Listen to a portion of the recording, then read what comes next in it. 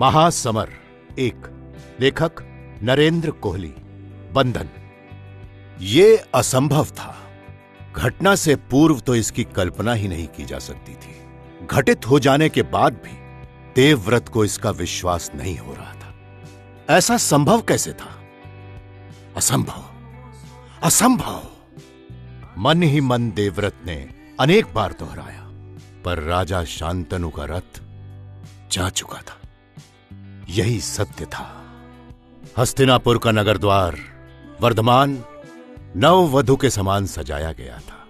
राज्य के उच्च अधिकारी और असंख्य सामान्य जन राजा की अगवानी के लिए नगर द्वार पर उपस्थित थे, और उस सारे समुदाय के शीर्ष पर थे देवव्रत।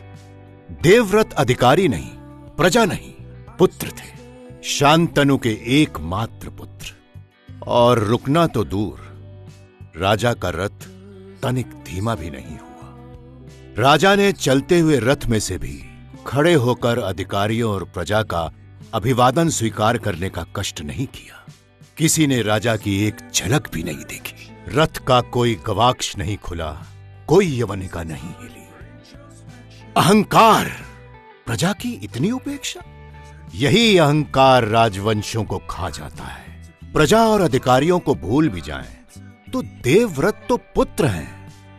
राजा शांतनु उनके पिता हैं। पिता कैसे पिता हैं शांतनु? देवव्रत की आंखों के सामने अपना शैशव घूम गया। पिता को छोड़कर माता अलग हो गई थी। इस विलगाव के कारण उन दोनों में से किसको कितनी पीड़ा हुई, ये देवव्रत नहीं जानते, पर स्वयं अपनी पीड़ा को वे कभी नहीं भूल पाए। प्रत्येक बालक के माता पिता दोनों होते हैं। उनके माता पिता होकर भी नहीं थे। देवव्रत ने सदा यही पाया था कि न मां सहज थी और न पिता। मां चाहती थी कि देवव्रत पिता के पास रहे ताकि पुरुकुल के योग्य उनका लालन पालन हो, और पिता कुछ इतने उद्भ्रांत थे कि उन्हें ध्यान ही नहीं था कि उनका एक पुत्र भी है।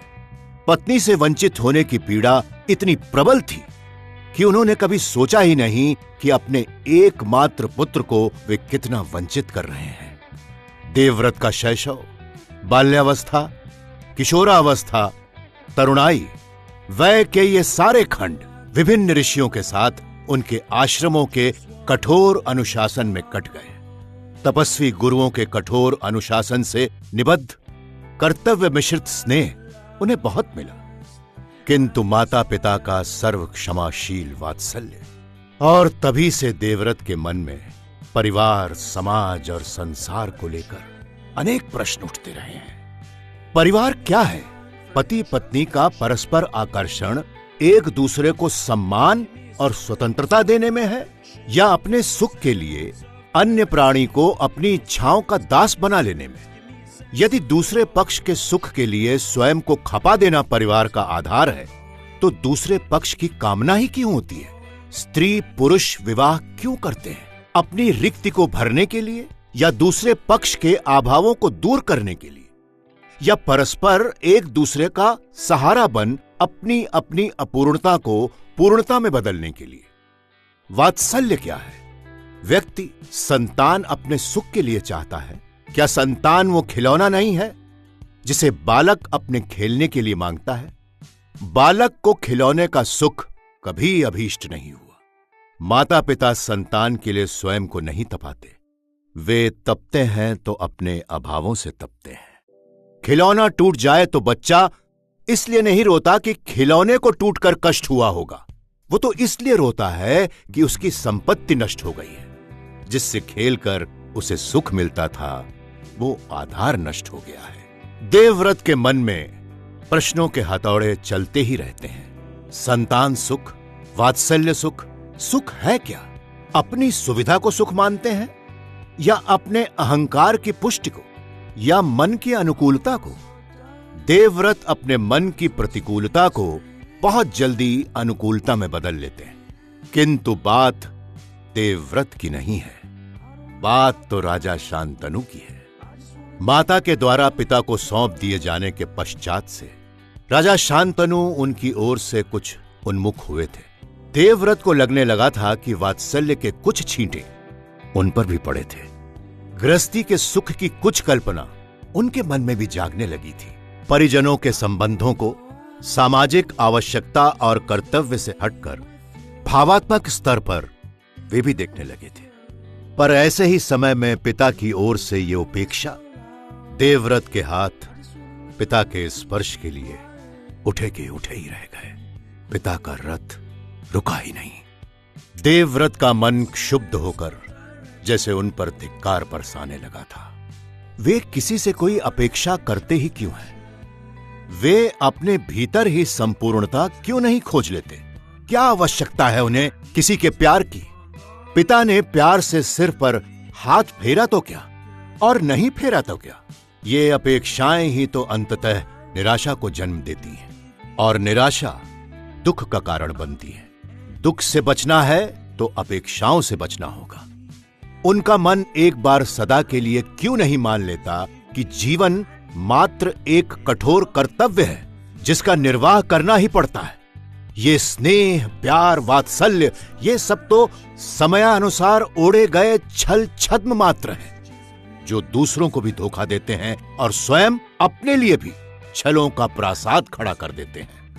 पिता को अपनी पत्नी प्रिय थी, इसलिए उसके मुंह में अपने होठों को सिए बैठे रहे। मां ने एक के पश्चात एक कर 7 पुत्रों को गंगा में बहा दिया। पिता के मन में वात्सल्य होता तो मां का हाथ न पकड़ लेते? हां, देवव्रत की बारी आई तो उन्होंने मां का हाथ पकड़ा भी था, पर पत्नी से दूर होने का इतना शोक हुआ उन्हें कि उनका एक पुत्र अभी भी जीवित था। जिस पुत्र की रक्षा के लिए पत्नी की इच्छा के प्रतिकूल चले थे, उसी पुत्र को भूल गए। उन्हें कभी ध्यान भी आया कि देवव्रत कहां है? जीवित भी है या पत्नी के वियोग में पगलाकर देवव्रत का प्रवाह अटका? आज उनका भी तो व्यवहार उन्मत्त का सा ही था। कहीं पिता अस्वस्थ तो नहीं है? स्थितियां बदलते ही सारे निष्कर्ष बदल जाते हैं। यदि राजा सचमुच अस्वस्थ हैं, तो प्रजा द्वारा अपना स्वागत देखने के लिए या प्रजा का अभिनंदन स्वीकार करने के लिए वो कैसे रुकते? रोगी के लिए सामाजिक व्यवहार आवश्यक नहीं होता, शिष्टाचार के नियम उसके लिए नहीं होते, औपचारिकता की अपेक्षा उससे नहीं की जाती। यदि ऐसा ना होता तो देवव्रत को खड़े देखकर भी सारथी वल्गा न खींचता और रथ हाँक कर न ले जाता। असंभव। आत्मलीन देवव्रत अपने रथ तक आए। चलो, उन्होंने सारथी को आदेश दिया। पिताजी के पास एक क्षण के लिए उनके मन में आया भी कि अधिकारियों और प्रजा से भी कह दें कि राजा अस्वस्थ हैं, पर बिना किसी प्रमाण के ऐसी बात कैसे कही जा सकती है? यह तो उनका अनुमान मात्र था। पहले उनके पिता का आचरण दंभपूर्ण लग रहा था, अब एक उन्मत्त या रोगी का सा। जाने सच्चाई क्या है? पिता स्वस्थ हों, उन्मत्त हों, क्षुब्ध हों, वे सारे संबंधों से उदासीन हो उठते हैं। पता नहीं पिता का मन तुरंग एक दिशा में ही क्यों सरपट भागता है। उसके सुम के नीचे एक हल्की सी कंकड़ी भी आ जाए तो उसका सारा संतुलन बिगड़ जाता है। फिर वो न तो अपनी दिशा में ही अग्रसर हो सकता है और न किसी और दिशा का ध्यान उसे रहता है। पीठ के बल भूमि पर पड़ा हुआ, चारों टांगे आकाश की ओर उठाए झटके खाते और देता रहता है। उसके मुख से यातना के सीतकार ही फूटते हैं। जब पिता मां के मोह में पड़े थे, पता नहीं वो प्रेम था या मोह। क्या अंतर है प्रेम और मोह में? कभी कभी देवव्रत को मोह, प्रेम, श्रद्धा, भक्ति सब अलग अलग मूर्तिमान होते दिखाई देते हैं और कभी सब गड्ढ-मड्ढ हो जाते हैं। इस समय तो वो ये भी स्पष्ट नहीं समझ पा रहे कि ये पिता का प्रासाद था या उन्माद। ऐसी अस्पष्ट सी स्थिति में देवव्रत राज्य के अधिकारियों को क्या कह सकते हैं? वे लोग अपने राजा की अगवानी के लिए आए थे। राजा आ चुके हैं, नगर में प्रवेश कर चुके हैं। संभवतः इस समय अपने महल में होंगे। यदि थोड़ी देर रुककर उन्होंने प्रजा का अभिवादन स्वीकार कर लिया होता तो प्रजा उनका जय जयकार कर, उन पर पुष्प वर्षा कर अपने अपने घर लौट जाती। राजा रुके नहीं हैं तो प्रजा तो जाएगी ही। देवव्रत को लगा वे स्वयं भी सहज नहीं हो पा रहे हैं। उनके भीतर के द्वंद्व और असमंजस उन्हें कुछ स्पष्ट निर्णय नहीं करने देते और वे निष्क्रिय से खड़े रह जाते हैं।